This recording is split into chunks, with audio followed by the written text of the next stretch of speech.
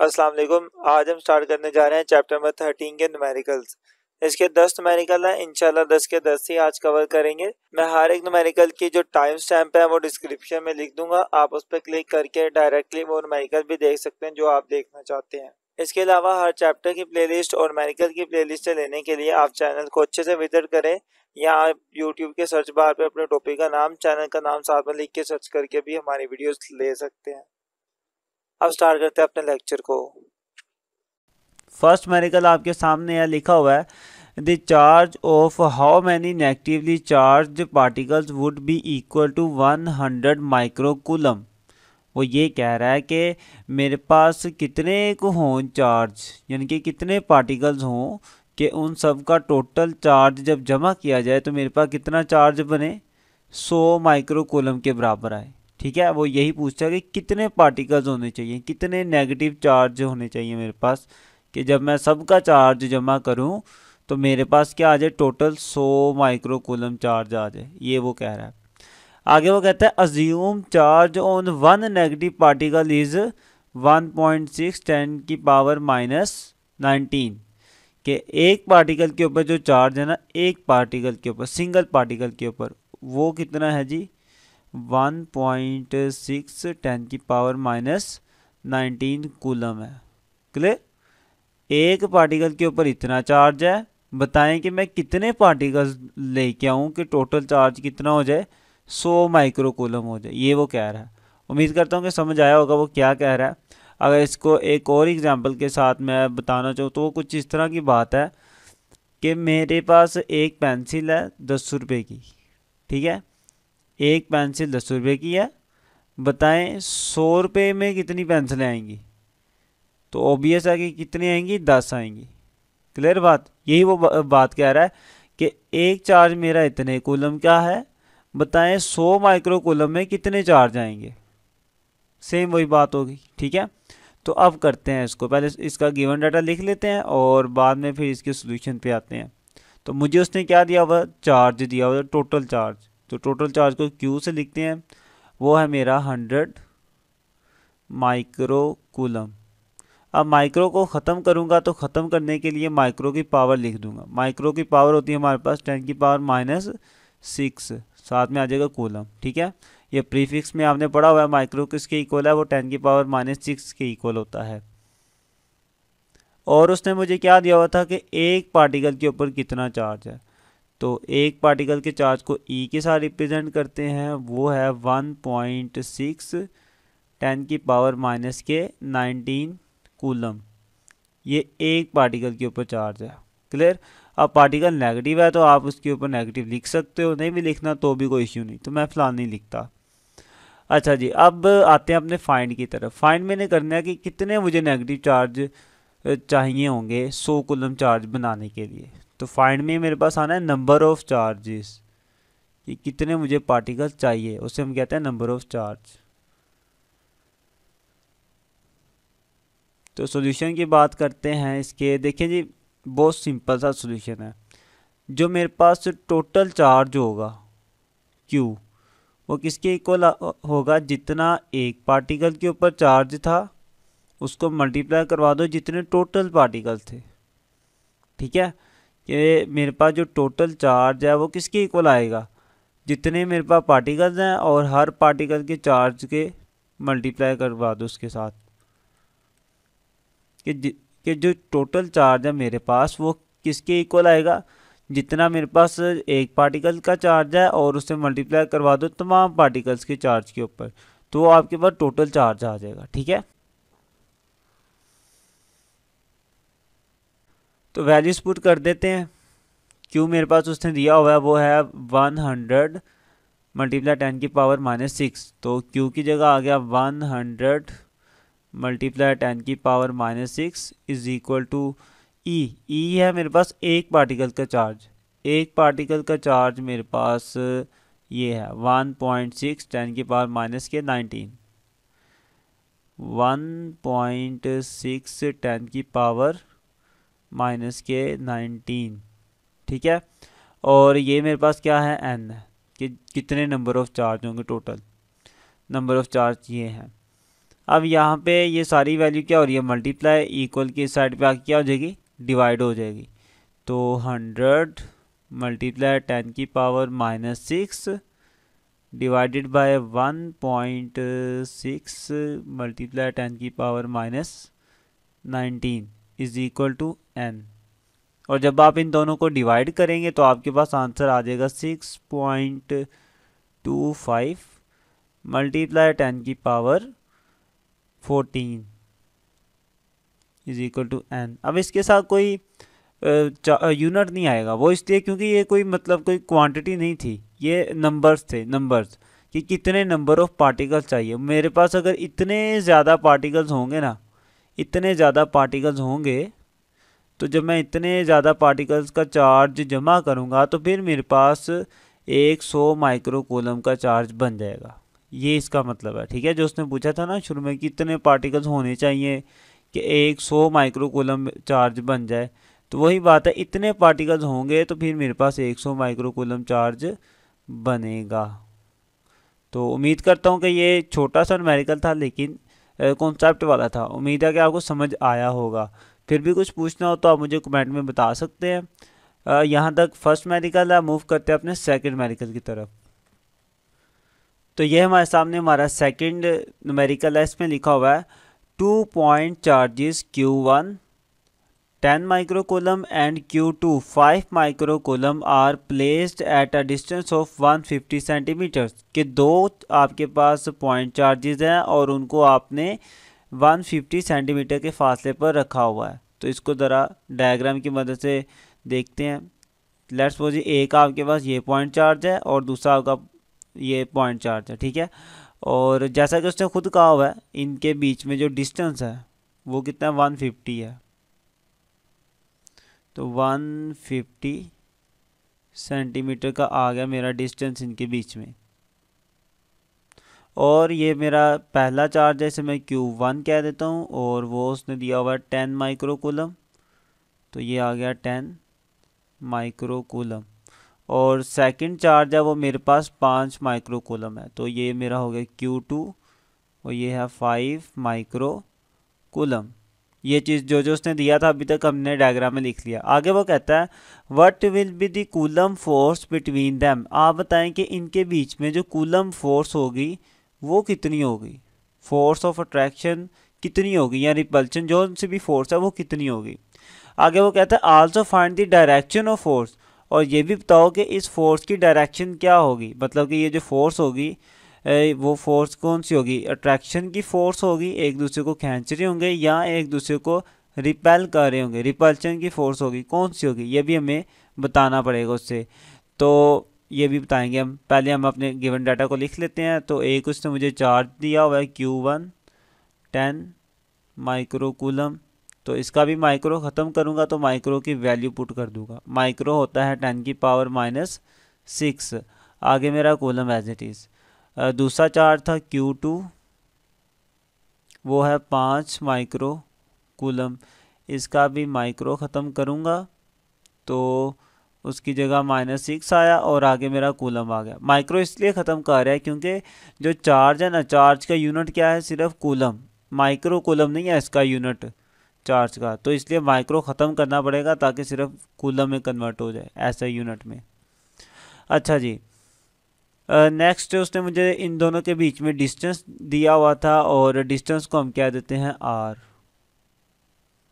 वो था मेरा कितना था, 150 सेंटीमीटर, 150 सेंटीमीटर। तो ये सेंटी ख़त्म करने के लिए आप यूं कर लें, इसको 100 पे करें डिवाइड। तो जब ये 100 पे डिवाइड होगा तो हमारे पास आएगा 1.5 मीटर। ठीक है, देखिए पहले सेंटीमीटर में था, अब ये मीटर में कन्वर्ट हो चुका है। तो मेरा अब डाटा बिल्कुल ठीक हो चुका है। फाइंड मैंने क्या करना था, फाइंड मैंने करना था कि इनके बीच में फोर्स कितनी है। तो फाइंड वाली हेडिंग में हम लिखेंगे फोर्स। फोर्स हमने बतानी है कि कितनी होगी इनके बीच में। और एक और चीज़ भी हमने बतानी थी कि फोर्स की डायरेक्शन क्या होगी। तो मैं उसे इस वाले को कह देता हूँ, ये मेरा ए पार्ट था, इसमें मैंने फोर्स बतानी है और दूसरी चीज़ मैंने बतानी है डायरेक्शन क्या होगी फोर्स की। तो मैं लिखता हूँ डायरेक्शन ऑफ फोर्स।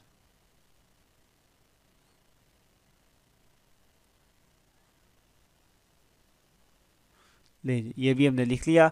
आते हैं अपने सॉल्यूशन की तरफ। तो सबसे पहले फोर्स फाइंड करेंगे, फोर्स है कितनी। तो फोर्स के लिए आपने कूलम लॉ में ये फॉर्मूला पढ़ा हुआ है, F is equal to Q, बल्कि F is equal to k Q1 Q2 divided by r square.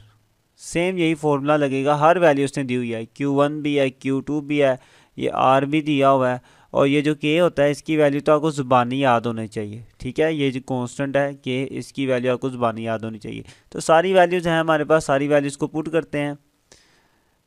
F is equal to K की वैल्यू होती है हमारे पास 9 मल्टीप्लाई 10 की पावर 9, ठीक है, ये ज़ुबानी याद हो। आगे मेरा Q1 है, तो Q1 आप देख सकते हैं Q1 कितना है, ये है Q1, 10 मल्टीप्लाई 10 की पावर -6। तो Q1 की जगह आ गया 10 मल्टीप्लाई 10 की पावर -6। और Q2 मेरा पास था 5 मल्टीप्लाई 10 की पावर -6। तो Q2 की जगह आ गया 5 मल्टीप्लाई 10 की पावर -6, ठीक है। तो ये मैंने सारी वैल्यू पुट कर ली, डिवाइडेड बाय, ये सारा डिवाइड हो रहा है आर के स्क्वायर के साथ। आर था मेरे पास ये 1.5, तो आर की जगह आ गया 1.5 का स्क्वायर। तो जब आप ऊपर वाली सारी वैल्यू को सोल्व करेंगे, अब करेंगे कैसे, कैलकुलेटर पर सिंपल आप लिखें, ब्रैकेट डाल के 9 मल्टीप्लाई 10 की पावर। अब पावर लेने के लिए एक छोटा सा बटन होता है कैलकुलेटर पे, ये वाला, जब आप ये दबाएंगे तो ये निशान आएगा स्क्रीन पे, और पावर क्या लेनी है आपने 9, तो फिर आप दबा दें 9, ठीक है। फिर ब्रैकेट क्लोज, फिर मल्टीप्लाई, फिर ब्रैकेट डाल के फिर आगे वाली वैल्यूज़ भी ऐसे ही लिखनी है। 10 मल्टीप्लाई 10 की पावर अब -6 लेनी है, तो फिर वो बटन दबाऊंगा मैं, यूँ आ जाएगा स्क्रीन पे, फिर -6 दबा दूंगा तो ये मेरी -6 पावर आ गई, ठीक है। तो इसी तरह ही आपने आगे वाली वैल्यू भी पुट करनी है। जब आप ये सारी वैल्यूज़ कैलकुलेटर पे लिखेंगे और लिख के बराबर दबाएंगे तो आपके पास इसका फाइनल आंसर आ जाएगा, और वो जो आंसर आएगा आपके पास वो होगा 0.45, ठीक है, ऊपर वाली सारी वैल्यूज़ का, डिवाइडेड बाय, जब आप इसका स्केयर लेंगे तो वो आएगा आपके पास 2.25, और इन दोनों को डिवाइड करने से आंसर आ जाएगा 0.2। नहीं जी, ये मैं फोर्स फाइंड कर रहा था, इनके बीच में कितनी फोर्स है, तो वो आ गई मेरे पास 0.2। अब फोर्स का यूनिट होता है न्यूटन, तो वो भी साथ में आपने लिखना है। तो ये आ गई हमारी फोर्स। एक चीज़ तो हमने कर ली फाइंड, ठीक है, फोर्स हमने कर ली फाइंड। अब सेकंड चीज़ थी हमारे पास डायरेक्शन ऑफ फोर्स। तो इस फोर्स की डायरेक्शन भी हम फाइंड करते हैं। देखें जी, उसने मुझे Q1 और Q2 दिए हुए हैं, Q1 और Q2 दिया हुआ है, और दोनों का चार्ज क्या है, सेम है, मतलब कि दोनों प्लस में है ना। तो जब दोनों ही प्लस में है, दोनों के ऊपर प्लस प्लस चार्ज है, तो फिर हम क्या कर सकते हैं, इनके दरमियान फिर एक ही फोर्स हो सकती है, रिपल्शन की। जब सेम चार्जेस होते हैं तो वो एक दूसरे को क्या करते हैं, रिपेल करते हैं, ठीक है।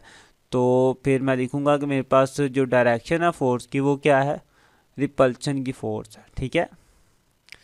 द डायरेक्शन ऑफ रिपल्शन, या फिर आप लिखिए the direction of force, the direction of force is repulsion.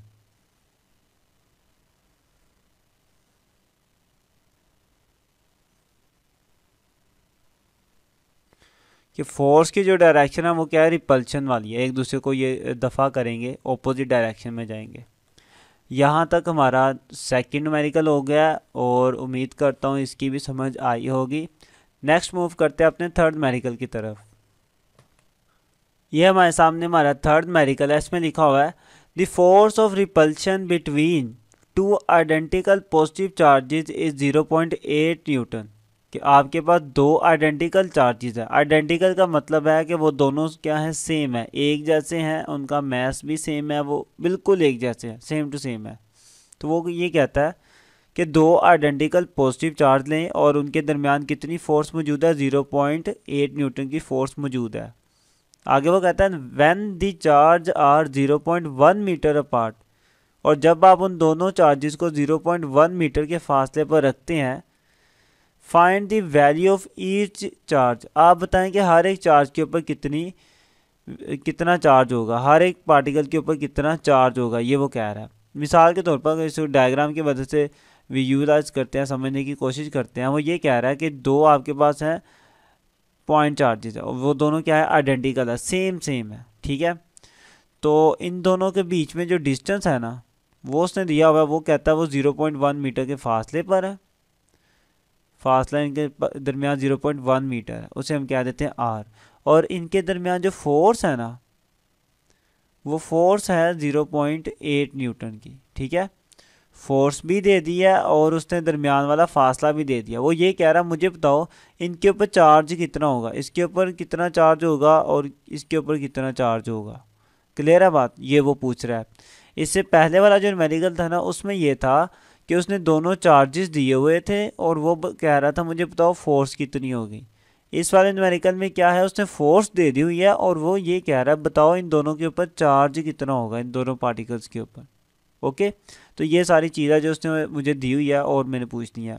अब इस पूरे न्यूमेरिकल में ये आइडेंटिकल का वर्ड बहुत इंपॉर्टेंट है। आइडेंटिकल का मतलब क्या है कि दोनों चार्जेस सेम है। मिसाल मतलब इसका ये है कि पहले का चार्ज इक्वल होगा दूसरे पार्टिकल के चार्ज के, ठीक है। और दोनों के चार्जेस को मैं सिंपल क्यू ही कह देता हूँ। जब दोनों चार्जेस सेम है तो Q1 और Q2 को हम सिंपल क्या कह देते हैं, Q चार्ज है दोनों के ऊपर। क्लियर बात।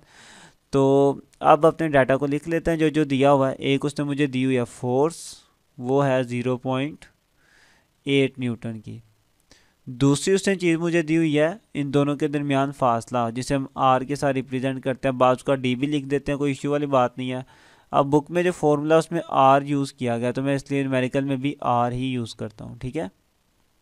तो आर मेरे पास है 0.1 मीटर।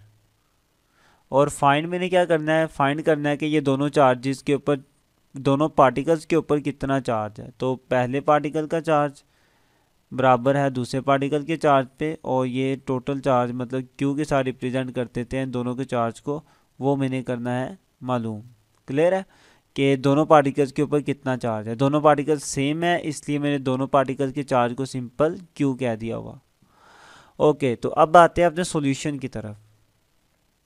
तो सिंपल इस पर भी हम कूलम का कानून ही लगाएंगे। हमें पता है कि फोर्स किसके इक्वल है, के Q1 Q2 divided by r square, ठीक है। वैल्यूज करते हैं पुट।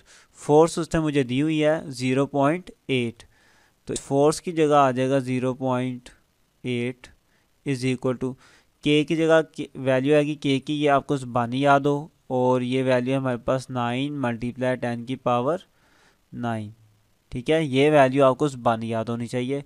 आगे Q1 और Q2, आपको पता है Q1 और Q2 दोनों इक्वल हैं और दोनों को मैंने क्या कहा हुआ है, Q कहा हुआ है। तो मैं Q1 की जगह भी Q लिख देता हूँ और Q2 की जगह भी Q लिख देता हूँ, डिवाइडेड बाय आर स्क्वायर।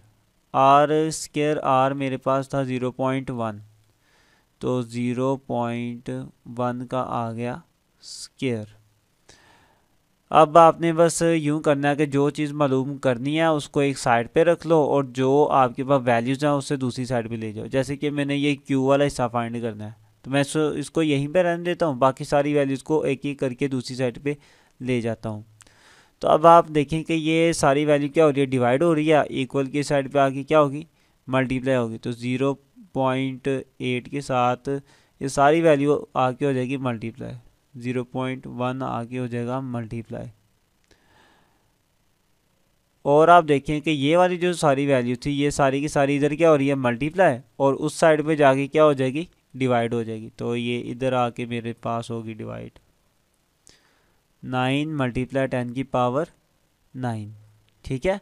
इधर मेरे पास क्या रह गया, सिंपल Q और Q रह गया, और Q आपस में मल्टीप्लाई होकर क्या हो जाएंगे, Q का स्क्वायर हो जाएंगे। तो मैं इन दोनों की जगह सिंपल क्या लिख देता हूँ, Q का स्क्वायर लिख देता हूँ, ठीक है। ओके, तो नेक्स्ट आप देखें कि अब आपने ऊपर वाली दोनों को मल्टीप्लाई करना है, तो पहले आपको इसका स्केल लेना पड़ेगा। तो मैं इसका स्केल ले लेता हूँ पहले 0.8 एज इट इज़ मल्टीप्लाई 0.1 का मैंने स्केल लिया, तो मेरे पास आ गया 0.01 डिवाइडेड बाय 9 मल्टीप्लाई 10 की power 9 as it is equal to q square. अब ऊपर वाली दोनों को आप मल्टीप्लाई करें तो आपके पास आंसर आएगा 0.08 आएगा जब आप ऊपर वाली दोनों को मल्टीप्लाई करेंगे, तो 0.008 आएगा। ठीक है, 0.008 आएगा। ओके, डिवाइडेड बाय मेरे पास है 9 मल्टीप्लाई 10 की power 9 is equal to q square. और इन दोनों का अब हम करते हैं डिवाइड, तो इनको डिवाइड करने पर जो आंसर आएगा मेरे पास वो आएगा 8 8 8 फिर 8.88 और मल्टीप्लाई 10 की पावर -6 आए। ये आंसर आएगा मेरे पास उन दोनों को डिवाइड करने से। इस साइड पे क्या था मेरा, क्यू स्केयर था।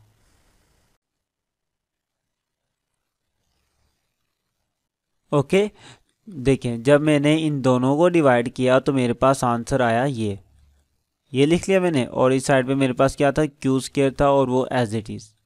अब मुझे ये स्केयर ख़त्म करना है तो मुझे लेना पड़ेगा दोनों तरफ अंडर रूट। तो मैं इस साइड पे भी ले लेता हूँ अंडर रूट इस पूरी वैल्यू का 8888 पॉइंट फिर 88 10⁻⁻⁶ इज इक्वल टू, यहाँ पर भी मैं ले लेता हूँ अंडर रूट क्यू स्केयर का। अब जब ये सारी वैल्यू का आप अंडर रूट लेंगे, अब लेना कैसे ये सुन लो। कैलकुलेटर पे आपने पहले ब्रैकेट डालनी है, बल्कि पहले आपने कैलकुलेटर पर पहले आपने डालना है अंडर रूट, फिर आपने ब्रैकेट डालनी है, ब्रैकेट में ये सारी वैल्यू लिख के फिर ब्रैकेट को क्लोज करना है। ब्रैकेट के बगैर आपने ये वैल्यू नहीं लिखनी, ठीक है। अगर आप ब्रैकेट नहीं ना डालोगे तो कैलकुलेटर क्या करेगा, सिर्फ इतने से हिस्से का अंडर रूट ले लेगा और फिर जो आंसर आएगा उसको आगे वाले से मल्टीप्लाई कर देगा, तो वो गलत हो जाएगा। हमें तो सारी वैल्यू का अंडर रूट लेना है, तो इसलिए ब्रैकेट डालना पड़ेगी।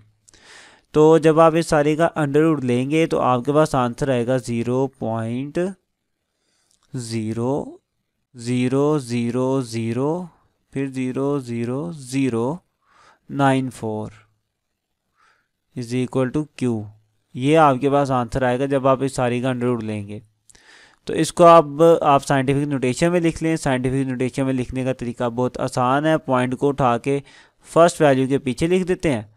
तो मैंने लिख दिया फर्स्ट वैल्यू के पीछे, तो 9.4 हो गया।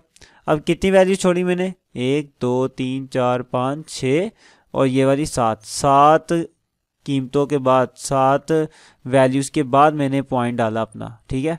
तो अब 10 की पावर क्या आ जाएगी मेरी, 7 आ जाएगी, 10 की पावर 7। और ये था मेरा क्यू। क्यू होता है चार्ज और चार्ज का यूनिट होता है कूलम, तो साथ में आप लिखेंगे कूलम। अच्छा, आप इस साइड से जब लेके आते हो ना पॉइंट को, तो पावर आप माइनस में लिखते हो, तो ये -7 आएगा। यहाँ तक मेरा हो गया है कंप्लीट। चार्ज मैंने फाइंड करना था, वो आ गया।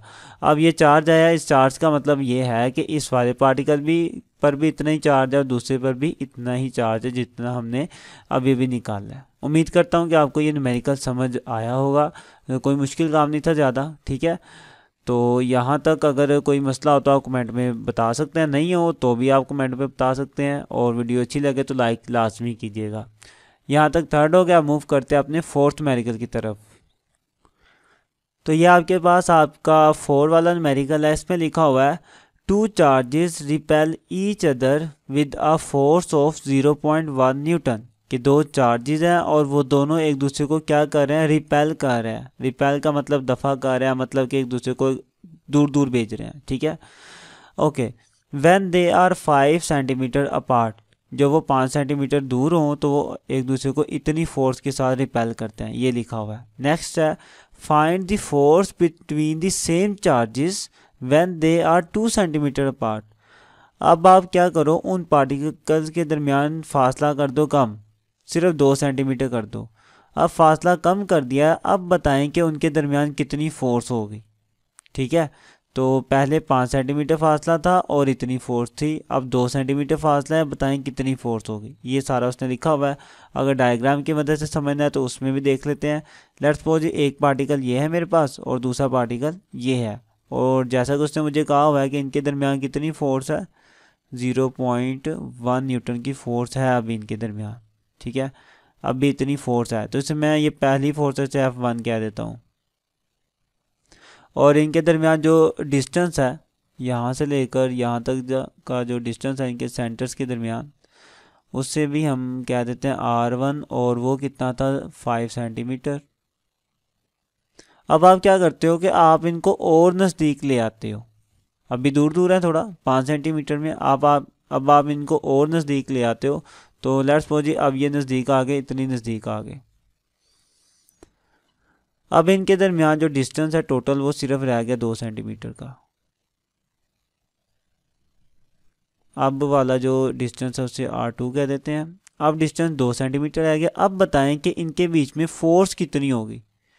अब जो इनके बीच में फोर्स है, सेकंड फोर्स, वो बताएं कितनी होगी। ये सारा क्वेश्चन है जो उसने पूछा हुआ है। उम्मीद है कि आपको स्टेटमेंट की समझ आई होगी, स्टेटमेंट में क्या लिखा हुआ है। तो जब स्टेटमेंट समझ आ जाए फिर उसे सोल्व करना आसान होता है। तो पहले तो मैं ना अपना डाटा लिख लेता हूँ जो मुझे उसने दिया हुआ है। तो उसने मुझे पहले दिया हुआ है, फोर्स दी हुई है F1, वो है मेरे पास 0.1 न्यूटन की, 0.1 न्यूटन की फोर्स है, और डिस्टेंस था मेरे पास 5 सेंटीमीटर। ठीक है, बाद में मैंने क्या कर दिया, इनका डिस्टेंस डिक्रीज कर दिया, कम कर दिया, और वो डिस्टेंस हो गया मेरे पास 2 सेंटीमीटर। उसे मैं R2 के साथ रिप्रेजेंट कर देता हूँ। ज़ाहिर है फासला चेंज हुआ है तो दरमियान में जो फोर्स है वो भी तो चेंज होगी ना। तो अब जो फोर्स आएगी वो आपने मालूम करनी है कि अब कितनी फोर्स होगी। तो अब वाली फोर्स को मैं F2 कह देता हूँ। ठीक है, ये जो डाटा था वो हमने लिख लिया अच्छे से। अब आएंगे अपने सॉल्यूशन पर। सॉल्यूशन पर आने से पहले एक बार डाटा को आपने गौर से देख लेना है कि क्या हर एक वैल्यू का यूनिट ठीक है। फोर्स का यूनिट न्यूटन होता है, ठीक है। आर का मतलब फासला ना, और फासला मतलब वो मीटर में होना चाहिए। तो यहाँ पे सेंटीमीटर है तो मुझे सेंटीमीटर ख़त्म करना पड़ेगा। तो 5 को भी डिवाइड करूँगा मैं 100 के साथ, ये डिवाइड करूँगा तो आ जाएगा 0.05 मीटर। इसी तरह ही 2 को भी मैं डिवाइड करूँगा 100 के साथ, तो ये मेरे पास आएगा 0.02 मीटर। क्लियर है। तो अब इनका सेंटीमीटर ख़त्म हो चुका है, ये मीटर्स में आ चुके हैं। अब ये बिल्कुल ठीक है। अब आते हैं अपने सॉल्यूशन पर। देखिए मैंने फाइंड क्या करनी है, फोर्स फाइंड करनी है। ठीक है, तो फोर्स फाइंड करने के लिए कूलम वाला कानून है हमारे पास, वही यूज़ करेंगे, Q1 Q2 divided bye R square. Exact यही फॉर्मूला हम यूज़ करेंगे फोर्स फाइंड करने के लिए। तो इस फॉर्मूले के अंदर जितनी भी चीज़ है वो मुझे पता होनी चाहिए। फिर K की वैल्यू तो मेज़बानी पता होती है, R जो अभी इनके दरमियान डिस्टेंस है वो तो मुझे पता है कितना है, तो मतलब कि R भी मुझे पता है। हाँ, Q1 और Q2 क्या मुझे पता है। देखें डाटा में भी उसने मुझे कहीं नहीं बताया कि इन दोनों के ऊपर चार्ज कितना है, इन दोनों के ऊपर चार्ज कितना है, ये तो उसने बताया ही नहीं हुआ। तो मुझे पहले करना पड़ेगा चार्ज मालूम। ठीक है, तो पहले मुझे चार्ज मालूम करना पड़ेगा। जब चार्ज का मुझे पता चल जाएगा तो फिर मैं इन दोनों की जगह उस चार्ज की वैल्यू लिखूंगा। चार्ज की वैल्यू लिखने के बाद फिर मैं अब ये फोर्स की वैल्यू इजीली फाइंड कर पाऊंगा। ठीक है, तो अब देखते हैं कि मुझे ये चार्ज जो है इन दोनों के ऊपर ये कैसे मालूम करना है। तो वो वाला चार्ज जो इन दोनों पार्टिकल्स के ऊपर मौजूद है वो मालूम करने के लिए भी मैं कूलम का लॉ ही यूज़ करूँगा। F is equal to K Q1 Q2 over R square use यही करूँगा। लेकिन अभी मैं कौन सा डाटा यूज़ करूँगा, ये शुरू वाला अपना डाटा यूज़ करूँगा। ठीक है, इस वाली कंडीशन में जो डाटा है ना अभी मैं ये यूज़ करूँगा। तो इसलिए मैं अभी ये वाला डाटा यूज़ करना, तो इसमें F को मैंने F1 कहा हुआ है तो F की जगह F1 आ जाएगा, और R को मैंने क्या कहा हुआ है, R1 कहा हुआ है। देखिए, तो अभी मैं इस डाटा को इस्तेमाल करके अपना ये Q फाइंड कर लूँगा। वैल्यूज़ करें पुट। F1 मेरे पास कितना था, F था मेरे पास 0.1 और R1 था 0.05। तो F1 की जगह आ गया 0.1 इज इक्वल टू के into Q1 Q2 over R1 का स्केयर। R कितना था, R1 था 0.05, तो R की जगह आया 0.05 का स्केयर आ गया। ठीक है, अब आपके जहन में ये आ रहा होगा जी के की वैल्यू तो हमें पता होती है, तो हम के की वैल्यू क्यों नहीं पुट कर रहे। तो आपकी मर्जी, आप कर भी सकते हो, लेकिन मैं खुद ही नहीं पुट कर रहा। उसकी एक वजह है, वो अभी आपको पता चल जाएगी। ठीक है, तो अभी आप देखें कि ये सारी वैल्यू यहाँ पे क्या हो रही है, डिवाइड, तो इक्वल की दूसरी साइड पे जाके क्या हो जाएगी, मल्टीप्लाई। तो 0.1 के साथ ये सारी वैल्यू होगी मल्टीप्लाई, 0.05 का स्केयर इधर आके मल्टीप्लाई हो जाएगा, और इधर मेरे पास क्या रह जाएगा, के Q1 और Q2 रह जाएगा। अब आप इसका स्केयर लें, जो भी आंसर आएगा 0.1 से मल्टीप्लाई करवा दें। तो इसका स्केयर ले लेते हैं, 0.05 का स्केयर लिया मैंने, तो मेरे पास आया 0.0025। 0.1 मल्टीप्लाई 0.0025 आ गया इसका स्केयर, और यहाँ पे मेरे पास के Q1 Q2। अब आपने इन दोनों को करना है मल्टीप्लाई। मल्टीप्लाई करवा के मेरे पास आंसर आया 0.00025 is equal to k Q1 and Q2। ये मेरे पास आंसर आ गया इनको मल्टीप्लाई करवा के। ठीक है, अब मैं अपना वो फॉर्मूला दोबारा यूज़ करता हूँ, कूलम के कानून वाला, इनके दरमियान फोर्स मालूम करने के लिए। तो मैं लिखता हूँ कि अब मैंने जो फोर्स फाइंड करनी है इनके बीच में, वो क्या है, F2 है। वो किसके इक्वल आ गई, के Q1 Q2 over R square के। ठीक है, अब फोर्स मैंने मालूम करनी है इन दोनों के बीच में, तो इन दोनों के बीच में जो डिस्टेंस था, जो फासला था, उसे मैंने R2 कहा हुआ है। तो फॉर्मूले में भी R की जगह मैं क्या लिख देता हूँ, R2 लिख देता हूँ। ठीक है, ये R2 का मतलब है सेकंड केस, दूसरी कंडीशन है। जो ऊपर वाला स्केयर है ये फॉर्मूले वाला है, तो आपने इनमें कंफ्यूज नहीं होना।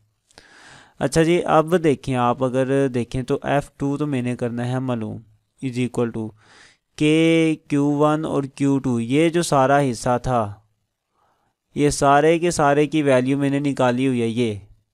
ठीक है, इसलिए मैंने के की वैल्यू नहीं थी पुट की, ताकि मेरे पास ये जो ऊपर वाला हिस्सा है सारे की ही वैल्यू आ जाए इकट्ठी। तो इस सारे की वैल्यू मेरे पास क्या आई, 0.0025। तो मैं अब इस कंप्लीट वैल्यू की जगह लिख सकता हूँ 0.0025 डिवाइडेड बाय R2 का स्केयर। R2 कितना था मेरे पास, वो था 0.02, तो 0.02 का स्केयर आ गया। F2 इज इक्वल टू, अब आप इन दोनों को करेंगे डिवाइड, बल्कि पहले आप इसका स्केयर ओपन करेंगे नीचे वाली का, 0.0025। अब नीचे वाली वैल्यू का स्केयर ओपन करते हैं, तो हमारे पास आएगा 0.0004। और अब आप इनको करेंगे डिवाइड, तो जैसे ही आप डिवाइड करेंगे आपके पास आ जाएगा 0.62 न्यूटन। लें जी, ये वो फोर्स है जो इन दोनों के बीच में हो गई। अब इसको एक बार समझें कि स्टार्टिंग में क्या था, इनके बीच में फासला ज़्यादा था और फोर्स कितनी होगी, 0.1 न्यूटन थी। अब मैंने फासला कम कर दिया, अब फासला कम कर दिया, कितना हो गया, 2 सेंटीमीटर हो गया। अब बताएं कितनी फोर्स होगी। तो अब जितनी फोर्स होगी वो हमने निकाल लिया, वो क्या आई, 0.62 आई है फोर्स, 0.62। और पहले कितनी थी, 0.1। देखिए पहले वाली फोर्स कम है, अब वाली फोर्स क्या है, ज़्यादा है। तो वैसे भी ये कॉमन सेंस वाली बात है कि जब पार्टिकल्स करीब आ जाएंगे, ये दोनों पार्टिकल्स करीब आ जाएंगे, तो इनके दरमियान वाली फोर्स क्या हो जाएगी, ज़्यादा लगना शुरू हो जाएगी एक दूसरे पर। और फॉर्मूले में भी ऐसे ही है कि फोर्स और जो फासला है वो एक दूसरे के क्या इन्वर्सली है। अगर मैं फासला कम करूँगा तो फोर्स क्या हो जाएगी, ज़्यादा हो जाएगी। खैर ये कॉन्सेप्ट वाली बात थी, अगर आपको समझ आई है तो बहुत अच्छी बात है, अगर नहीं आई तो कोई मसले वाली बात नहीं है। बाकी आप न्यूमेरिकल को देख लें, ठीक है, अच्छे से। तो मैं डायरेक्ट ये फॉर्मूला यूज़ करके फोर्स नहीं थी फाइंड कर सकता, क्योंकि तो मैं डायरेक्ट ये फॉर्मूला लगा के ये फोर्स नहीं फाइंड कर सकता था, वो इसलिए क्योंकि मेरे पास इस फॉर्मूले में Q1 और Q2 की वैल्यू नहीं थी।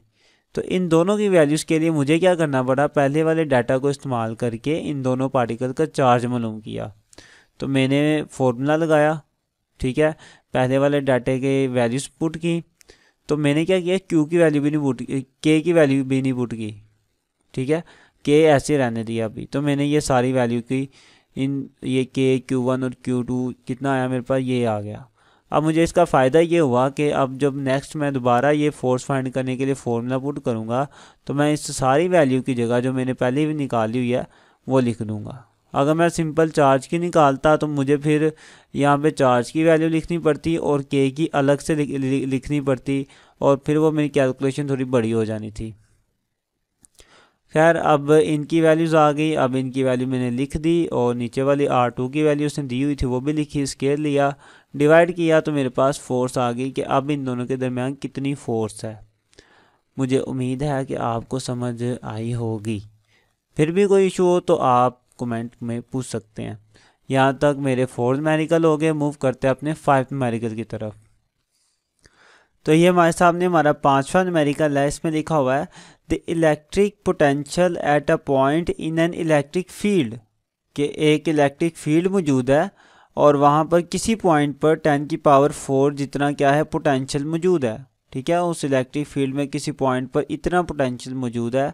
If a charge of 100 microcoulomb is brought from infinity to this point, कि अगर 100 कूलम चार्ज कहीं दूर से इन्फिनिटी से आप उस पॉइंट तक लेकर आते हो, तो बताओ what would be the amount of work done, कि आपको कितना वर्क करना पड़ेगा उस चार्ज को उस इन्फिनिटी पॉइंट से इस पोटेंशियल तक लाने में कितना आपको वर्क करना पड़ेगा। तो थोड़ा डायग्राम की मदद से समझते हैं वो बता क्या रहा है। तो मैं कहता हूँ जी, फ़र्ज़ कर लो जी, यहाँ से ये सारा आपके पास क्या है, आपका इलेक्ट्रिक फील्ड मौजूद है, ठीक है, ये सारा आपके पास इलेक्ट्रिक फील्ड मौजूद है, और इस इलेक्ट्रिक फील्ड के यहाँ पर ये जो पॉइंट है ना, इस पॉइंट पर मैं कहता हूँ जी जो पोटेंशियल है वो कितना है, 10⁴ वोल्ट जितना इस पॉइंट पर पोटेंशियल मौजूद है।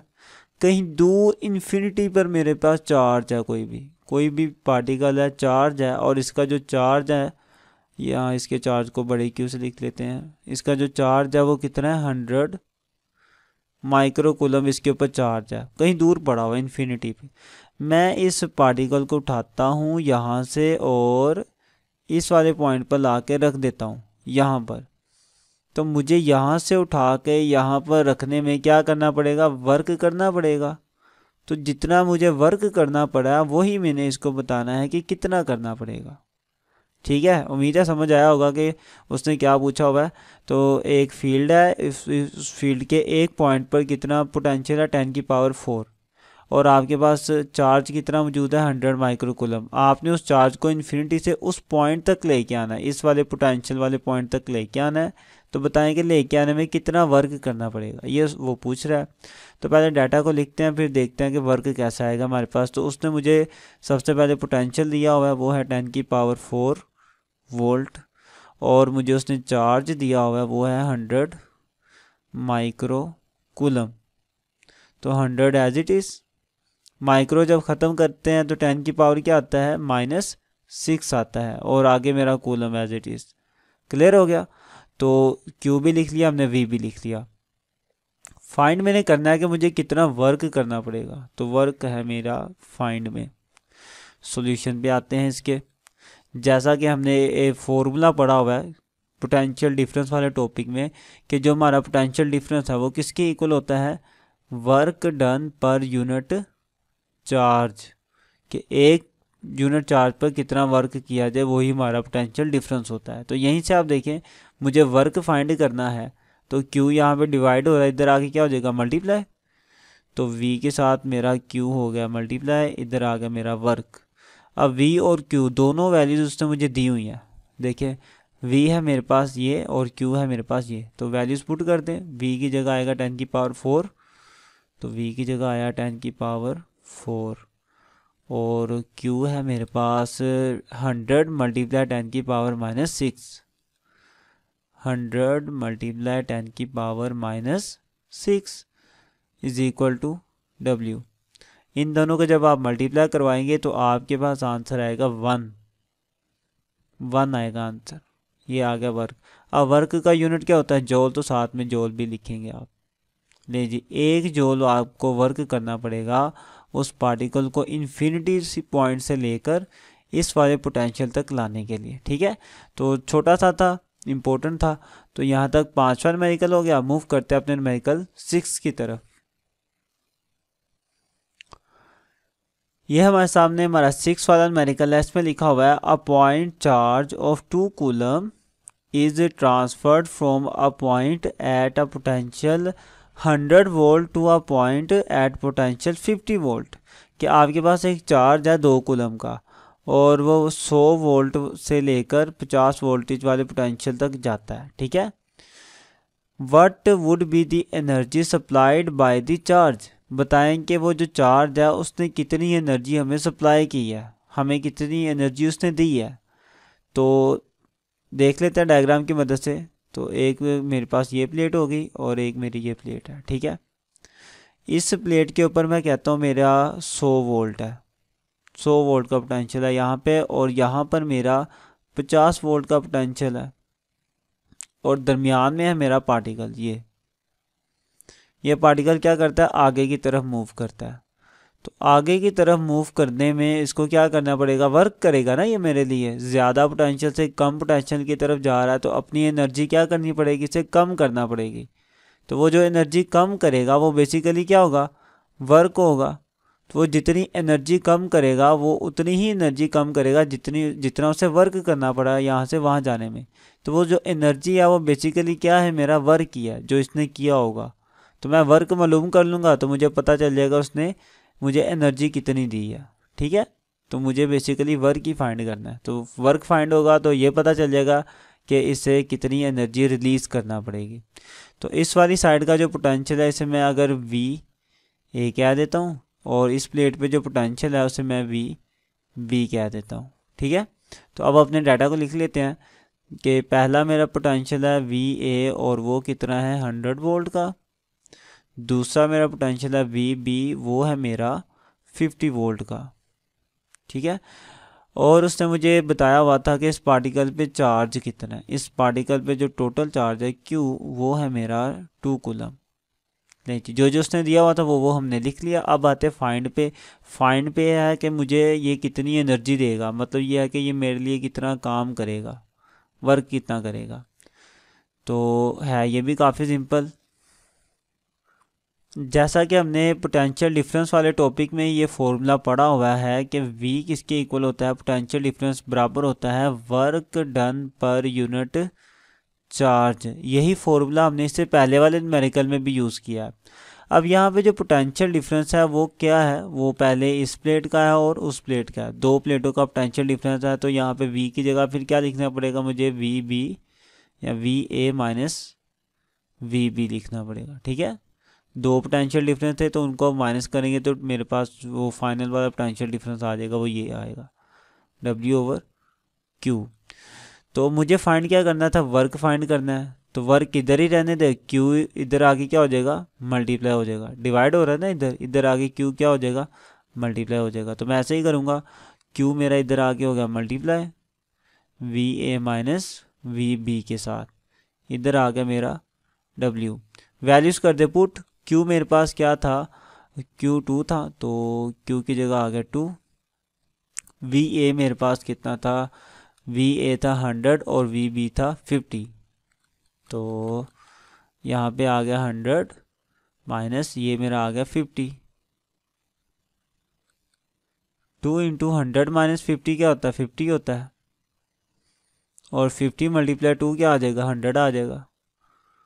तो 100 मेरे लिए उसने वर्क किया, 100 जॉल उसने मेरे लिए वर्क किया। जॉल वर्क का यूनिट है और एनर्जी का यूनिट भी क्या है? जॉल। तो 100 जॉल का उसने वर्क किया, इसका मतलब यही है कि उसने मेरे लिए 100 जॉल की एनर्जी रिलीज़ की है। ठीक है, तो यहाँ तक मेरा हो गया 6 वाला न्यूमेरिकल। इसके बाद मूव करते हैं न्यूमेरिकल 7 की तरफ। 7 न्यूमेरिकल आपके सामने है, इसमें लिखा हुआ है अ capacitor hold 0.06 coulomb of charge, यानी कि इतने कूलम का चार्ज उस कैपेसिटर के ऊपर है when fully charge bye 9 volt battery, कि जब आपने उस कैपेसिटर को 9 वोल्ट की बैटरी के साथ मुकम्मल तौर पर चार्ज किया तो उसके ऊपर इतना चार्ज आ गया। आगे वो कहता है calculate capacitance of the capacitor, बताएं उस कैपेसिटर की कैपेसिटेंसी कितनी होगी। तो जो गिवन है पहले वो लिख लेते हैं। तो एक उसने मुझे क्या दिया हुआ है 0.06 कूलम, कूलम मतलब चार्ज, तो चार्ज उसने मुझे दे दिया हुआ है 0.06 चार्ज, ठीक है, कूलम। तो 0.06 कूलम का उसने मुझे दे दिया हुआ है चार्ज। और जो 9 वोल्ट की बैटरी थी, 9 वोल्ट का मतलब है पोटेंशियल डिफरेंस, और उसको वी से लिखते हैं, और वो मेरे पास कितना है 9 वोल्ट। ये गिवन था, मुझे फाइंड करनी है उसकी कैपेसिटेंसी, कैपेसिटेंसी को सी से लिखते हैं। फॉर्मूला इसका बहुत ही सिंपल है, जैसा कि हमने कैपेसिटेंसी यानी कि कैपेसिटर वाले टॉपिक में पढ़ा हुआ था कि क्यू किसके इक्वल होता है सी वी के। सिंपल यही फॉर्मूला लगेगा। कैपेसिटेंसी मैंने मालूम करनी है, वी यहाँ पे मल्टीप्लाई हो रहा है, इसको उस साइड पे ले जाते हैं तो ये क्या हो जाएगा, उधर जाके डिवाइड हो जाएगा। तो Q के नीचे आके डिवाइड होगा V, और इधर आएगी मेरी कैपेसिटेंसी। वैल्यूज दोनों ही है हमारे पास, दोनों पुट कर दे। Q मेरे पास कितना था 0.06, तो Q की जगह आ गया 0.06 डिवाइडेड बाय V। V मेरे पास था 9, तो इस V की जगह आ गया 9 इज इक्वल टू कूलम। अब आप इन दोनों को डिवाइड करें तो डिवाइड करके आंसर आएगा 0.00666, ये आंसर आएगा, ठीक है। तो अब आप इस आंसर को अपना साइंटिफिक नोटेशन में लिख लें। तो साइंटिफिक नोटेशन में लिखना आपको आता है कि ये पॉइंट है, इसको उठा के आपने फर्स्ट वाली वैल्यू के पीछे लिखना होता है। तो फर्स्ट वाली वैल्यू के पीछे लिख दिया मैंने, फिर आगे 6 मल्टीप्लाई 10 की पावर। अब जितनी वैल्यू छोड़ी है उतने उसकी पावर आएगी। तो 1 2 वैल्यू छोड़ी हमने, 3 छोड़ी ना, देखें 1 2 और 3 वैल्यू छोड़ के पॉइंट को लिखा, तो 10 की पावर आएगी -3, ठीक है। इस साइड से आए तो पावर के साथ माइनस आता है, इस साइड से आए तो पावर के साथ माइनस नहीं आता। ये वैसे आपने 9th क्लास में सारा पढ़ा हुआ है कैसे पावर्स में लिखते हैं साइंटिफिक नोटेशन में। अच्छा, लिख लिया। साथ में अब इसका यूनिट आएगा, कैपेसिटेंसी का यूनिट होता है फैरड। नहीं जी, ये आपकी कैपेसिटेंसी आ गई। अगर थोड़ा सा आप एक स्टेप ज़्यादा कर लें कि आप इसको राउंड अप करके लिख लें 6.6, यहाँ पर भी 6 था ना, 3 6 थे। अब ये जो 6 है आप इसको राउंड अप करके लिखेंगे तो आगे वाली में क्या हो जाएगा, एक ऐड हो जाएगा, तो ये वाला 6 मेरा क्या बन जाएगा 7 बन जाएगा, ठीक है। तो जब आप एक बढ़ा के लिख लेते हैं तो फिर पीछे वाली वैल्यूज़ को नहीं लिखते, तो मैं अब इस 6 को नहीं लिखूंगा।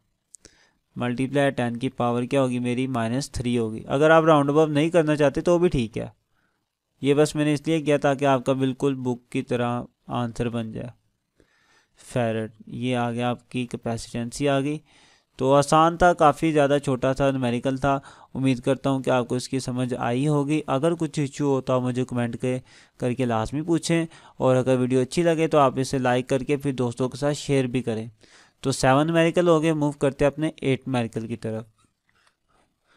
आपके सामने 8वां न्यूमेरिकल है, इसमें लिखा हुआ है अ capacitor hold 0.03 coulomb of charge when fully charge by 6 volt battery, कि एक कैपेसिटर है और आप उसे 6 वोल्ट की बैटरी के साथ जोड़ते हैं और उसके ऊपर चार्ज आ जाता है 0.06 कूलम का चार्ज आता है। आगे वो कहता है how much voltage would be required for it to hold 2 coulomb of charge, कि वो ये कहता है कि अब कितने वोल्टेज मुझे देने पड़ेंगे कि उसके ऊपर 2 कूलम चार्ज आ जाए। तो डायग्राम की मदद से समझाता हूँ, ज़्यादा क्लियर होगा।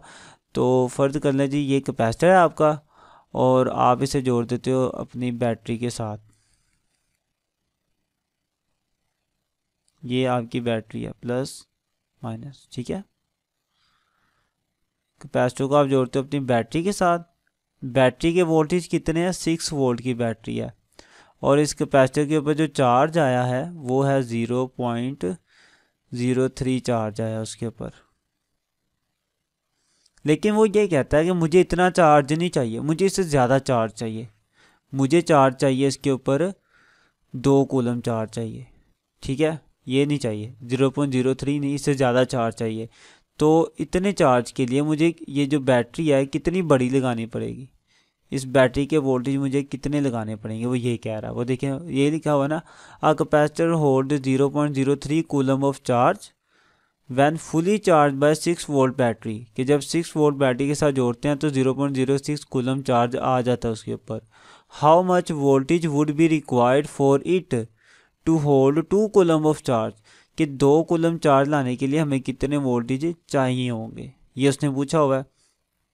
तो पहले डाटा लिख लेते हैं, बाद में देखते हैं कि हमें कितने वोल्टेज चाहिए होंगे। तो डाटा में मुझे सबसे पहले उसने इस कैपेसिटर की क्या दिया हुआ है, इस कैपेसिटर का चार्ज दिया हुआ है, वो आ गया 0.03, इसे मैं Q1 कह देता हूँ। और मुझे क्या दिया हुआ है कि ये कैपेसिटर कितने वोल्ट की बैटरी के साथ जुड़ा हुआ है, 6 वोल्ट की। तो इस वोल्टेज को V1 कहता हूँ, वो है 6 वोल्ट की बैटरी के साथ जुड़ा हुआ है। बाद में क्या किया हमने, हम चाहते हैं कि नहीं इसके ऊपर चार्ज आए ज़्यादा और बताएं कितने वोल्टेज आना चाहिए। अब हम चाहते हैं कि चार्ज कितना है इसके ऊपर, अब वाला चार्ज मैं चाहता हूँ 2 कूलम चार्ज है इसके ऊपर। तो बताएं कि मुझे कितने वोल्टेज की बैटरी जोड़ना पड़ेगी, तो बैटरी के वोल्टेज मुझे फाइंड करने हैं। तो उम्मीद है कि न्यूमेरिकल की समझ आई होगी कि करना क्या हमने। अब कैसे करना है ये देख लेते हैं। तो मुझे देखिए वोल्टेज फाइंड करना है, मैं सिंपल कैपेसिटर वाले टॉपिक में जो था फॉर्मूला कैपेसिटेंसी वाला वो यूज़ करूँगा, Q is equal to CV, ठीक है। तो इस फॉर्मूले की मदद से मैं अपने वोल्टेज इजीली फाइंड कर सकता हूँ, लेकिन मुझे बाकी दोनों का पता होना चाहिए। मुझे पता होना चाहिए कि चार्ज कितना है, देखिए चार्ज उसने मुझे दिया हुआ है, मुझे कितना चार्ज देना है, अब 2 कूलम चार्ज देना है। मुझे ये भी पता होना चाहिए कि कैपेसिटर की कैपेसिटेंसी कितनी है, ये मुझे नहीं पता। देखें कैपेसिटेंसी उसने मुझे दी हुई है, कहीं पर भी नहीं दी हुई। तो इस कैपेसिटेंसी को मुझे फर्स्टली फाइंड करना पड़ेगा। तो कैपेसिटेंसी मालूम करने के लिए मैं अपना ये वाला डाटा इस्तेमाल करूँगा। इस वाले डाटा को इस्तेमाल करके हम अपनी कैपेसिटेंसी मालूम करेंगे। जब कैपेसिटेंसी आ जाएगी तो फिर इसी वाले फॉर्मूले में कैपेसिटेंसी की वैल्यू भी लिखूँगा मैं और चार्ज की वैल्यू भी लिखूँगा, और मेरे पास ये वोल्टेज ईजीली आ जाएंगे, ठीक है।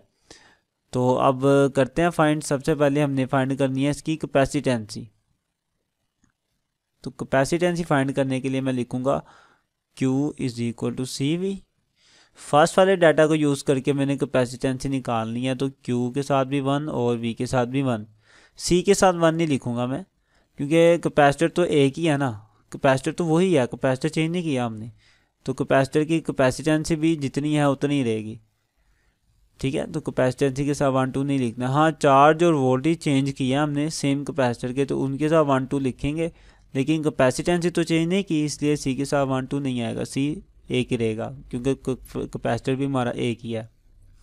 अच्छा वैल्यूज पुट करें। Q1 मेरे पास था 0.03, Q1 की जगह आ गया 0.03 इज इक्वल टू कैपेसिटेंसी, और वोल्टेज कितने दे रहा था मैं 6 वोल्ट, तो वोल्टेज की जगह आ गया 6।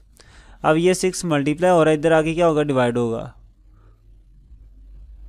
डिवाइडेड बाय 6, इधर आ गया मेरा कैपेसिटेंसी। इन दोनों को करते हैं डिवाइड, तो डिवाइड करके आंसर आएगा 0.005 फैरेड कैपेसिटेंसी। इतने फैरेड की कैपेसिटेंसी है उस कैपेसिटर की। कैपेसिटेंसी आ गई मेरे पास, अब मैं अपना इजीली वो फॉर्मूला यूज़ कर सकता हूँ। तो मैं लिखता हूँ सिंस, मतलब कि जैसा कि मुझे पता है Q किसके इक्वल है, CV के। तो अब मैं सेकंड कंडीशन पे हूँ। सेकंड कंडीशन में जो चार्ज है उसके ऊपर वो 2 है, और वोल्टेज मैंने फाइंड करना है, उस वोल्टेज को मैंने V2 कहा हुआ है।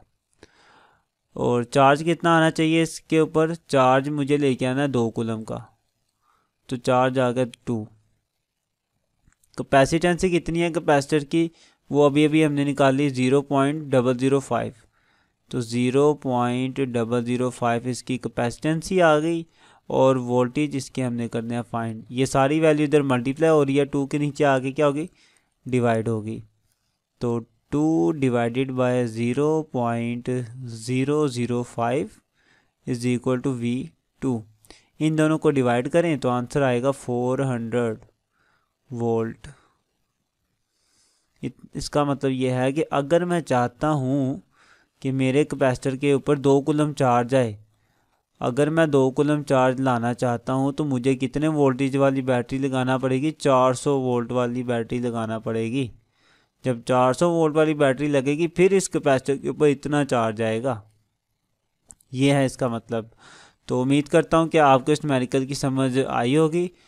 तो आई है तो फिर आपने लाइक भी करना और वीडियो को शेयर भी करना है, ठीक है। तो यहाँ तक 8वां न्यूमेरिकल हो गया। मूव करते हैं अपने 9th न्यूमेरिकल की तरफ।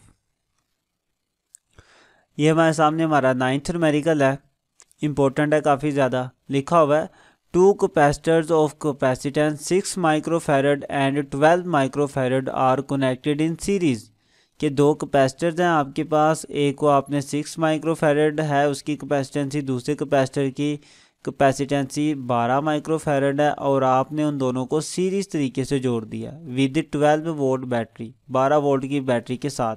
तो ज़रा डायग्राम बना लेते हैं इसकी भी। तो एक मेरा ये कैपेसिटर हो गया और एक मेरा ये कैपेसिटर हो गया। इनको अब हमने जोड़ना सीरीज तरीके से, तो वो कुछ इस तरह का होता है। दरमियान में लगी हमारी बैटरी, ले जी, इनको हमने सीरीज तरीके से जोड़ लिया। अब ये जो बैटरी है ये कितने वोल्ट की है? बैटरी मेरी 12 वोल्ट की है। हाँ जी, ये उसने बताया हुआ है 12 वोल्ट की बैटरी है। और इन दोनों की कैपेसिटेंसी कितनी है? पहले की कैपेसिटेंसी को C1 कह देता हूँ मैं, और वो है मेरे पास 6 माइक्रो फैरड। और दूसरे की जो कैपेसिटेंसी है वो है मेरे पास 12 माइक्रो फैरड। ठीक है, जो उसने बताया वो मैंने लिख लिया। आगे वो कहता है फाइंड द इक्विवेलेंट कैपेसिटेंसी, बताएं कि इक्विवेलेंट कैपेसिटेंसी कितनी होगी। और फिर वो आगे कहता है find the charge and potential difference across each capacitor, her capacitor के गिर्द बताएं कितना चार्ज होगा, ये भी हमने फाइंड करना है। तो पहले मैं अपना गिवन डाटा लिख लेता हूँ, बाद में देखते हैं फाइंड क्या क्या करना है हमने। नंबर 1 मुझे कैपेसिटेंसी दी हुई है पहले कैपेसिटर की, वो है 6 माइक्रो फैरड। और उसने भी सेकंड में मुझे कैपेसिटेंसी दी हुई है दूसरे कैपेसिटर की, वो है 12 माइक्रो फैरड।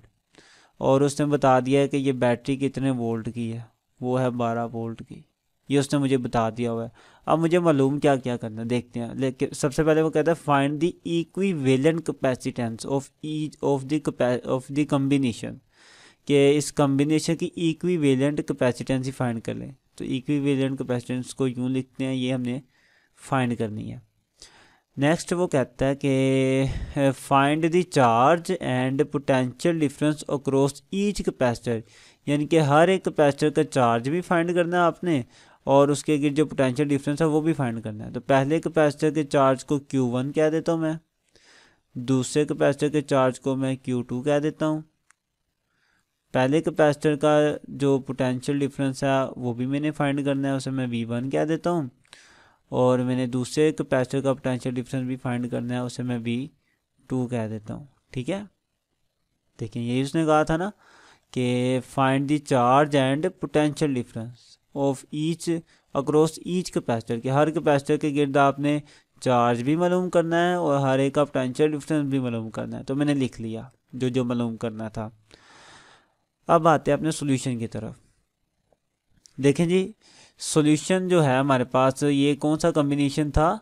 ये सीरीज कॉम्बिनेशन था, लिखा हुआ है इन सीरीज। तो सीरीज कॉम्बिनेशन की जो इक्विवेलेंस कैपेसिटेंस है वो निकालने का फॉर्मूला हमारे पास ये होता है 1/CEQ is equal to 1/C1 plus 1/C2। ये वो फॉर्मूला है जिसकी मदद से हम इक्विवेलेंट फ्रीक्वेंसी निकालते हैं सीरीज़ कम्बिनेशन में। या आपने सीरीज़ कम्बिनेशन वाला जो टॉपिक था कैपेसिटर का, उसके अंदर ही ये फॉर्मूला पड़ा होगा। तो करते हैं वैल्यूज को put. 1/CEQ as it is equal to 1/C1। C मेरे पास C1 कितना था? C1 था 6 माइक्रोफैरड। अच्छा, यहाँ पे देखें, मैं इन दोनों कैपेसिटेंसी का माइक्रो ख़त्म नहीं करूँगा, वो इसलिए क्योंकि मुझे जो आंसर है ना उसने आंसर भी माइक्रो में दिए हुए हैं, तो इसलिए ये ख़त्म करने की ज़रूरत हमें नहीं है, ऐसे ही रहने देते हैं क्योंकि आंसर भी इसने माइक्रो में दिया हुआ है, तो फ़ायदा ख़त्म करके। तो खैर C1 मेरा 6 माइक्रो फेरेड है और C2 मेरा 12 माइक्रो फेरेड है। तो मैं वैल्यूज पुट कर देता हूँ। C1 था मेरा 6 प्लस C2 मेरा था 12। ठीक है, माइक्रो भी वैसे साथ लिखना चाहिए आपको, तो मैं लिखता हूँ क्योंकि माइक्रो भी एक वैल्यू है ना, उसको आप इग्नोर नहीं कर सकते। जैसे कि 10 के साथ अगर यूँ लिखा हो 3 ज़ीरो, तो क्या 3 ज़ीरो आप इग्नोर करोगे? नहीं, वो साथ लिखोगे क्योंकि ये उसकी वैल्यू का हिस्सा है। तो इसी तरह 6 माइक्रो लिखा हुआ है, तो इसका मतलब ये है 6 मल्टीप्लाई माइक्रो क्या है, 10 की पावर -6 है, तो ये इसका हिस्सा है, तो ये आपको साथ लिखना पड़ेगा। ऐसा नहीं है कि खाली आप 6 लिख ले। ओके, तो अब हमने ये लिख लिया दोनों के नीचे। अब इन दोनों का आप ले लें एलसीएम। तो एलसीएम लेते हैं, जो भी इनके नीचे है वो एलसीएम आ जाएगा। तो सबसे बड़ी वैल्यू 12 है और माइक्रो ये आ जाएगा एलसीएम। तो देखिए 6 का टेबल कहाँ तक पढ़े, 12 आता है। 6 का टेबल हम पढ़ेंगे 2 तक, फिर ही 12 आएगा ना। देखिए 6 1 दा 6, 6 2 दा 12, 2 तक पढ़ा। अब जो 2 है ना जो बच गया, उसको आपने ऊपर वाली वैल्यू से मल्टीप्लाई करवाना है। तो 2 1 से मल्टीप्लाई होगा तो मेरे पास क्या आएगा, 2 ही आ जाएगा। ठीक है, 2 1 दा 2 आ जाएगा। माइक्रो से माइक्रो कैंसिल, वो ख़त्म हो गया। प्लस फिर ये भी माइक्रो से माइक्रो कैंसिल हो जाएगा और 12 से 12 भी कैंसिल हो जाएगा। तो ये सेम वैल्यू थी दोनों की, दोनों ख़त्म होगी। क्या बच गया, ऊपर वाला 1 बच गया। यहाँ पे मेरा आ गया 1/CEQ। मज़ीद आप देखें कि 2 + 1 क्या हो जाएगा, 3 डिवाइडेड बाय 12 माइक्रो, और इधर है मेरे पास 1/CEQ। तो अब मुझे ये फाइंड करना है CEQ, तो ये बटे के नीचे आ रही है। तो मैं क्या करता हूँ, मैं दोनों साइडों के बटे उल्टा देता हूँ ताकि ये ऊपर आ जाए। ठीक है, तो नेक्स्ट स्टेप में मैं करता हूँ कि इसके बटे उल्टा देता हूँ, तो CEQ ऊपर आ जाएगा।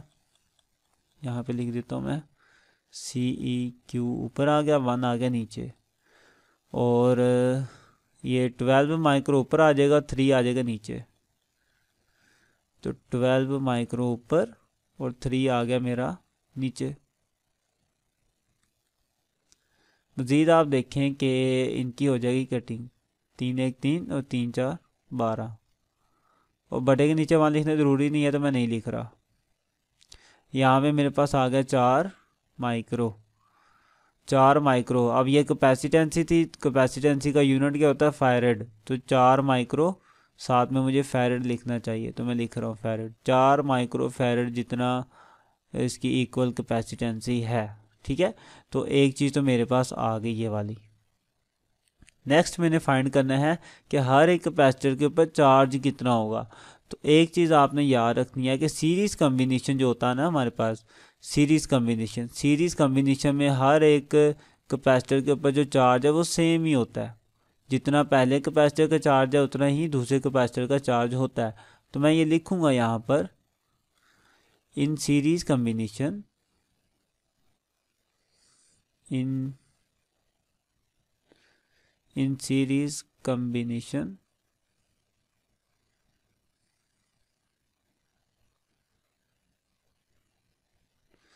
जितना पहले का चार्ज है उतना ही क्या होगा, दूसरे का चार्ज होगा। तो दोनों के चार्जेस को हम सिंपल क्या कह देते हैं, क्यू कह देते हैं। अब मैं हर एक का अलग अलग से चार्ज नहीं फाइंड करूँगा, मैं सिंपल क्या करूँगा, टोटल चार्ज फाइंड कर लूँगा, उतना ही क्या होगा, इन दोनों का होगा। तो अब ये चार्ज फाइंड करने के लिए क्या करना पड़ेगा, मुझे कैपेसिटेंसी वाला फॉर्मूला लगाना पड़ेगा, Q=CV। अब यहाँ पे जो C है ना कैपेसिटेंसी, ये मैं इक्वल कैपेसिटेंसी पुट करूँगा ताकि मेरे पास दोनों का जो चार्ज है ना, टोटल चार्ज, वो आ जाए। तो Q मैंने मालूम करना है, Q अच्छी रहेगा। इक्वल कैपेसिटेंसी कितनी थी, अभी अभी हमने निकाली, ये 4 माइक्रो फैरेड, तो इसकी जगह आ जाएगा 4।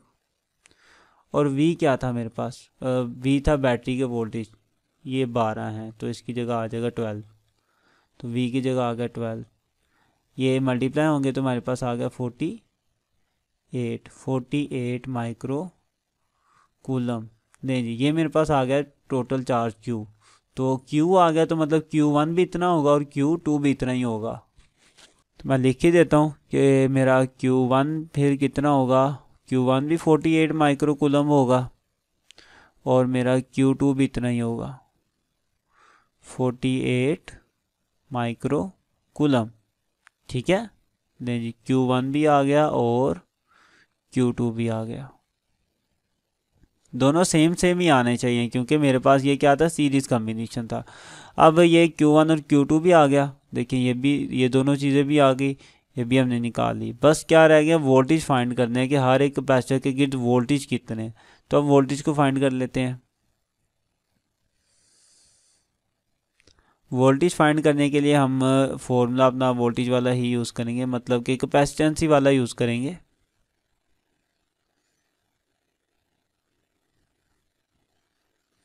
जैसा कि हमें पता है कि Q किसके इक्वल है, CV के।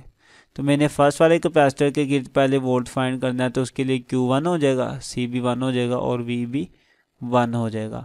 वैल्यूज पुट कर दे, Q1 भी है हमारे पास 48 माइक्रो, तो Q1 की जगह आ जाएगा 48 माइक्रो।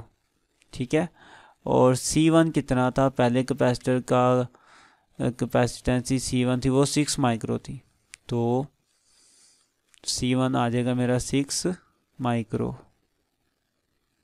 और V1 एज इट इज़। अब आप देख सकते हैं कि ये इनकी कटिंग हो रही है, माइक्रो के साथ माइक्रो कैंसिल हो जाएगा और 6 का टेबल कहाँ तक बनू, 48 आएगा 8 तक।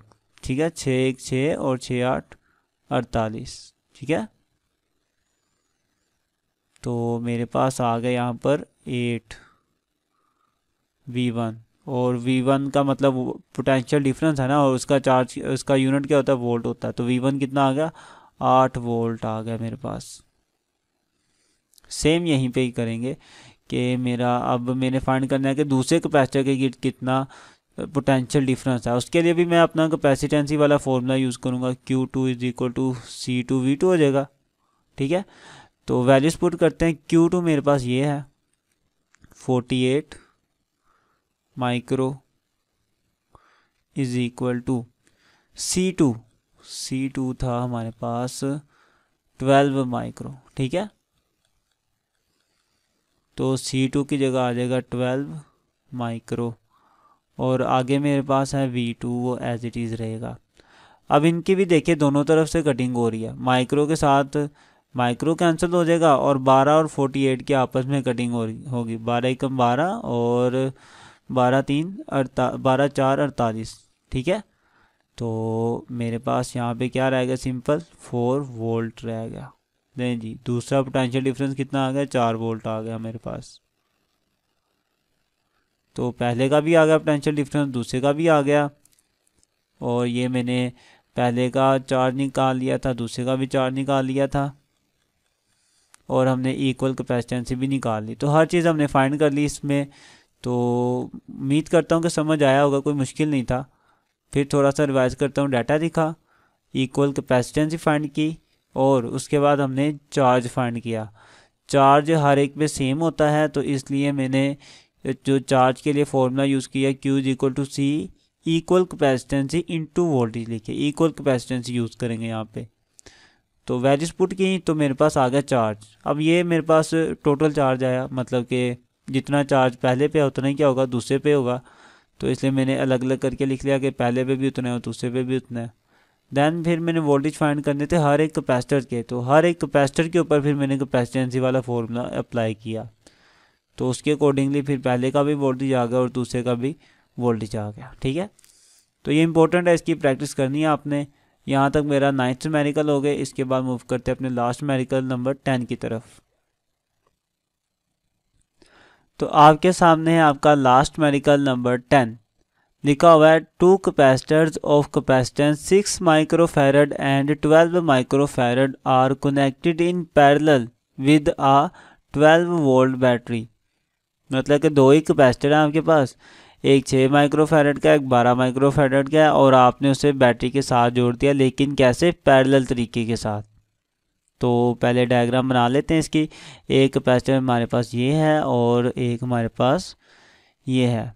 तो अब इनको जोड़ते हैं हम पैरेलल तरीके से। तो पैरेलल में क्या करते हैं, हर एक कैपेसिटर से अलग से वायर्स लेके आते हैं। ठीक है, बाद में हम उन वायर्स को फिर जोड़ते हैं बैटरी के साथ। तो ये इनकी वायर आ गई। अब इन वायर्स को हम जोड़ेंगे बैटरी के साथ।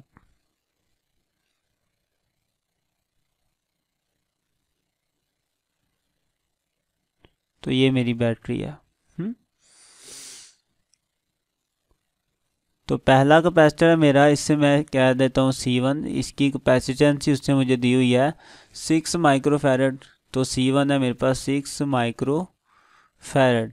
दूसरा कैपेसिटर है C2 और उसकी कैपेसिटेंसी उसने मुझे 12 माइक्रोफैरड दी है। तो 12 माइक्रोफैरड आ गई इसकी कैपेसिटेंसी। और उसने बैटरी भी दी हुई है। बैटरी कितने वोल्ट की है? 12 वोल्ट की है। तो बैटरी का जो वोल्टेज है वो है मेरे पास 12 वोल्ट। ये अभी तक उसने मुझे दिया हुआ था वो मैंने लिख लिया। तो मैं यही अपना गिवन डाटा भी लिख लेता हूँ। तो पहले कैपेसिटर की कैपेसिटेंसी मुझे दी है उसने 6 माइक्रोफैरड। दूसरे की कैपेसिटेंसी दी है उसने मुझे 12 माइक्रोफैरड। और जो बैटरी के वोल्टेज हैं वो भी उसने मुझे दिए हैं, वो 12 वोल्ट है। ठीक है, ये लिख लिया हमने। नेक्स्ट देखते हैं फाइंड क्या क्या करना है। तो फाइंड में वो कहता है find the equivalent capacitance of the combination. आपने इस कम्बिनेशन की इक्विवेलेंट कैपेसिटेंस फाइंड करनी है, मतलब कि इक्वल कैपेसिटेंस फाइंड करनी है। और वो कहता है फाइंड द चार्ज। आपने हर एक के ऊपर चार्ज भी फाइंड करना है। तो पहले कैपेसिटर का चार्ज भी आपने फाइंड करना है, और फिर दूसरे कैपेसिटर का भी चार्ज फाइंड करना है। Q2 हो जाएगा वो। फिर वो आगे कहता है find the charge and potential difference across each capacitor. और पोटेंशियल डिफरेंस भी आपने बताना है कि हर एक कैपेसिटर के गिर्द कितना पोटेंशियल डिफरेंस होगा। तो मुझे पोटेंशियल डिफरेंस भी फाइंड करना है। तो पहले कैपेसिटर का पोटेंशियल डिफरेंस V1 हो गया और दूसरे का पोटेंशियल V2 हो गया। ये वो चीज़ें हैं जो मैंने मालूम करनी है। अब आते हैं अपने सॉल्यूशन पे, एक एक करके सारी चीज़ें फाइंड करते हैं। तो पहले मुझे क्या करनी है? अपनी इक्वल कैपेसिटेंस फाइंड करनी है। तो पैरेलल कम्बिनेशन है ना, तो पैरेलल कम्बिनेशन में इक्वल कैपेसिटेंस फाइंड करने का जो फॉर्मूला है वो ये है कि CEQ इक्वल कैपेसिटेंस बराबर होती है पहले कैपेसिटर की कैपेसिटेंस जमा दूसरे कैपेसिटर की कैपेसिटेंस। तो वैल्यूज करते हैं पुट यहाँ पे। C1 था मेरा 6 और C2 था 12। तो 6 माइक्रो प्लस 12 माइक्रो। ओके, तो देखिए माइक्रो लिखना है आपने, मैंने पहले भी बताया था क्यों लिखना है। क्योंकि अगर ये जो माइक्रो है बाकायदा वैल्यू रखता है ना, माइक्रो की वैल्यू होती है 10⁻⁻�6। ये पूरी एक वैल्यू है। तो 6 अकेला लिखूंगा तो वो उसका मतलब है कि मैंने वैल्यू नहीं पूरी लिखी। तो 10⁻⁻6 साथ लिखना पड़ेगा। यहाँ तो आप 10⁻⁻6 लिख लें, नहीं तो सिंपल माइक्रो ही लिख लें। ठीक है, तो मैं सिंपल माइक्रो ही लिख रहा हूँ क्योंकि आंसर भी जो है ना मुझे उसने माइक्रो में ही दिया हुआ है। तो मैं एम पावर लिख के वो ज़्यादा फैलाना नहीं चाहता अपना न्यूमेरिकल। इतना ऐसे ही ठीक है कि आप 6 माइक्रो ही लिख लो। हाँ, फैरेड तो यूनिट है ना इसका, तो यूनिट तो नहीं लिखते वैल्यूज पुट करते हुए हम। तो फिलहाल सिंपल वैल्यू ही पुट करनी है अभी। तो वैल्यू क्या होगी पूरी? 6 माइक्रो हो गई। इसी तरह ये क्या होगी? 12 माइक्रो। इनको जमा कर लें तो ये आ जाएगा 18 माइक्रो। ठीक है, तो इक्वल कैपेसिटेंसी मेरी कितनी आ गई? 18 माइक्रो फैरड। कैपेसिटेंसी का यूनिट होता है फैरड, तो इसके साथ आएगा फैरड। ठीक है, तो इक्वल कैपेसिटेंसी आ गई मेरी 18 माइक्रो फैरड की। तो एक चीज़ तो मैंने कर ली फाइंड। नेक्स्ट मैंने करना है चार्ज। हर पार्टिकल के ऊपर चार्ज फाइंड करना है, तो पहले के ऊपर भी और दूसरे के ऊपर भी। तो चार्ज मैं करता हूँ बाद में फाइंड, पहले मैं कर लेता हूँ वोल्टेज, क्योंकि वोल्टेज बड़ी इजीली फाइंड हो जाएंगे इसमें। हमें पता है कि जो पैरेलल कम्बिनेशन होता है ना, इसमें जितना बैटरी का वोल्ट होता है ना उतने ही हर एक कैपेसिटर के वोल्टेज होते हैं। तो बैटरी के 12 वोल्ट हैं, तो इस कैपेसिटर के गिर्द भी 12 वोल्ट होगा और इसके गिर्द भी कितना होगा? 12 वोल्ट ही होगा। तो मैं लिख सकता हूँ इन पैरेलल, यहाँ पे आगे लिख लेते हैं इन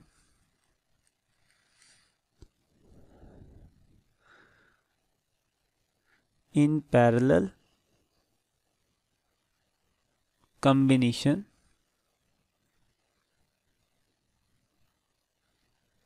पैरेलल कॉम्बिनेशन में क्या होता है, पहले कैपेसिटर का वोल्टेज बराबर होता है दूसरे कैपेसिटर के वोल्टेज के, और वो बराबर होता है बैटरी के वोल्ट के। ठीक है, और बैटरी के वोल्ट कितने हैं, 12 है। बैटरी कितने वोल्ट की है, 12 है ना, तो बैटरी के वोल्टेज क्या हो गया, 12। तो इसका मतलब यह है कि पहले कैपेसिटर का वोल्टेज भी मेरे पास 12 आएगा और दूसरे कैपेसिटर के वोल्टेज भी कितने आएंगे, 12 वोल्ट आएंगे। ठीक हो गया, तो ये मैंने हर एक कैपेसिटर का वोल्टेज भी फाइंड कर लिया इजीली। देखा ना कितना आसान था वोल्ट फाइंड करना। तो वोल्टेज भी फाइंड हो गए, इक्वल कैपेसिटेंस भी फाइंड हो गई, सिंपल ये रह गया हमारे पास चार्ज। तो चार्ज के लिए यहाँ पे लगा देते हैं अब हम अपना कैपेसिटेंसी वाला फॉर्मूला।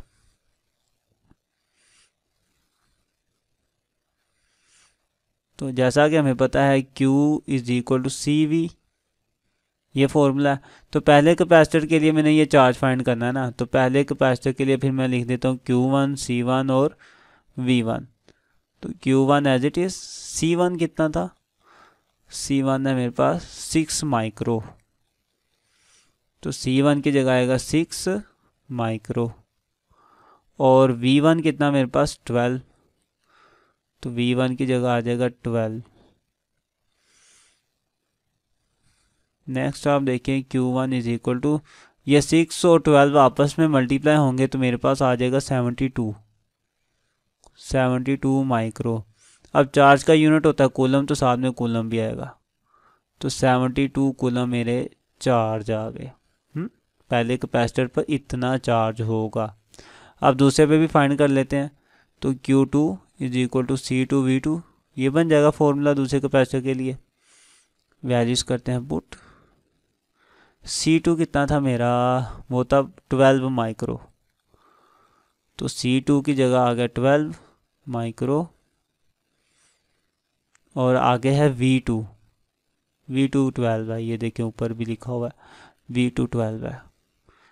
जब ये दोनों आपस में मल्टीप्लाई होंगे तो हमारे पास आंसर आएगा 144 माइक्रो, ये वाला माइक्रो एज इट इज़। और चार्ज है, चार्ज का यूनिट क्या होता है, कूलम। नहीं जी, सेकंड कैपेसिटर पे जो चार्ज है वो भी हमने कर लिया है मालूम।